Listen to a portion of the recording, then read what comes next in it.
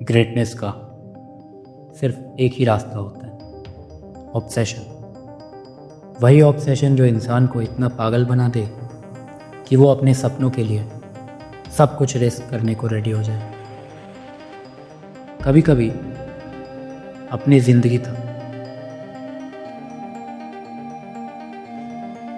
हर इंसान की लाइफ में एक मोमेंट आता है, एक ऐसा मोमेंट जब उसे चूज़ करना पड़ता है, इजी लाइफ या मीनिंगफुल लाइफ। एक तरफ होता है कंफर्टेबल पाथ, सिक्योरिटी, प्रिडिक्टेबिलिटी, एक सिंपल सी जिंदगी, और दूसरी तरफ होता है एक अजीब सा प्लेस। अंदर से आती हुई एक आवाज़, वो आवाज़ होती है एक सपने की, और जो लोग उस आवाज़ को सच में सुन लेते हैं उनके लिए वो ड्रीम सिर्फ एक डिज़ायर नहीं रहता, वो उनकी आइडेंटिटी बन जाती है। उनके थॉट्स, उनके डिसीजन, उनके दिन और रात, सब कुछ उस ड्रीम के अराउंड घूमने लगता है। लेकिन एक सच है जो बहुत कम लोग एक्सेप्ट करते हैं, ड्रीम्स चेज़ करना हैप्पीनेस के बारे में नहीं होता। ड्रीम चेज़ करना पर्पस के बारे में होता है। वो फीलिंग कि अगर ये ड्रीम पूरा नहीं हुआ तो ज़िंदगी अधूरी रह जाएगी। लेकिन हर ड्रीम की एक प्राइस होती है, और वो प्राइस कभी कभी बहुत महंगी होती है। सैक्रिफाइसेस, कुछ छोटे, कुछ बहुत बड़े। कभी रिलेशनशिप टूट जाते हैं, कभी कंफर्ट चला जाता है, कभी इंसान को वो सब छोड़ना पड़ता है जो उसे सेफ फील कराता था। फिलोसोफर फ्रेडरिक नीत्शे ने एक बात कही, He who has a why to live for can bear almost anyhow। जिसके पास जीने का रीज़न होता है वो ऑलमोस्ट हर पेन को टॉलरेट कर सकता है, क्योंकि उसका पर्पस उसकी लाइफ को डायरेक्शन देता है। पर्पस के बिना लाइफ क्या है? एक शिप जो समुंदर में भटक रही हो बिना डेस्टिनेशन। लेकिन जब किसी के पास ड्रीम होता है तब सब कुछ चेंज हो जाता है। हर डिसीजन का एक रीज़न होता है, हर स्ट्रगल का एक मतलब होता है। नीत्शे का मानना था कि इंसान कंफर्ट में ग्रो नहीं करता, इंसान ग्रो करता है स्ट्रगल में। और ड्रीम ही वो चीज़ है जो स्ट्रगल को मीनिंगफुल बना देता है।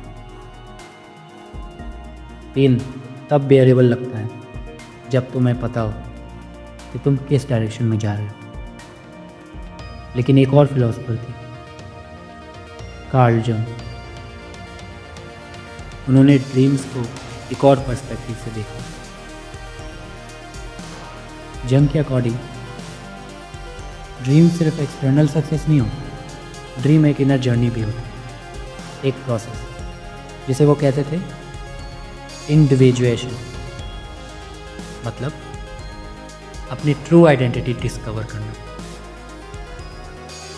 जंग के हिसाब से ड्रीम सिर्फ दुनिया में कुछ अचीव करने का नाम नहीं है, ड्रीम एक्चुअली एक रास्ता है ये डिस्कवर करने का कि तुम असल में कौन हो। लेकिन जंग ने एक वार्निंग भी दी थी, अगर ड्रीम बैलेंस लूज कर दे तो वो डेंजरस हो सकता है। कभी कभी एम्बिशन इतनी इंटेंस हो जाती है कि इंसान अपने आप से ही डिस्कनेक्ट हो जाता है। उसे लगने लगता है कि वो किसी और लेवल का इंसान है। इसे कहते हैं ईगो इन्फ्लेशन। और जब ड्रीम रियलिटी से डिस्कनेक्ट हो जाता है तो वो इंसान को एलिवेट नहीं करता, वो उसे डिस्ट्रॉय कर देता है। यहीं पर नीत्शे और जंग की फिलॉसफी मिलती है। ड्रीम्स इंसान को एलिवेट भी कर सकते हैं और कंज्यूम भी कर सकते हैं। एक पॉइंट के बाद ड्रीम ऑब्सेशन बन सकता है, और ऑब्सेशन इंसान को दो रास्तों पर ले जा सकता है, या तो ग्रेटनेस या डिस्ट्रक्शन। ग्रेटनेस की परस्यूट कब फ्री हुई? ग्रेटनेस की परस्यूट कभी फ्री नहीं होती। हर ड्रीम एक सेक्रीफाइस डिमांड करती है। कभी टाइम, कभी रिलेशनशिप, कभी कंफर्ट, कभी सालों की मेहनत जिसका रिजल्ट तुरंत नहीं मिलता। सबसे डिफ़िकल्ट सवाल ये है, तुम क्या सेक्रीफाइस करने के लिए रेडी हो? क्या तुम सालों तक काम कर सकते हो बिना किसी रिजल्ट के? क्या तुम सेफ लाइफ छोड़ सकते हो, अनसर्टेनिटी में चल सकते हो? क्या तुम लोगों की एक्सपेक्टेशन इग्नोर कर सकते हो? एम्बिशन को दूर से एडमायर करना इजी है, लेकिन उसे लिव करना, उसे जीना बहुत मुश्किल है। क्योंकि ड्रीम चेस करते वक्त इंसान को डिसीजंस लेने पड़ते हैं, हार्ड डिसीजन, और कभी कभी वो डिसीजन इंसान को चेंज कर देते हैं। इसीलिए एक पतली लाइन होती है डेडिकेशन और ऑब्सेशन के बीच। डेडिकेशन इंसान को स्ट्रॉन्ग बनाता है, ऑब्सेशन कभी कभी इंसान को कंज्यूम कर लेता है। इसीलिए ड्रीम चेस करना सिर्फ करेज नहीं मांगता, वो सेल्फ अवेयरनेस भी मांगता है।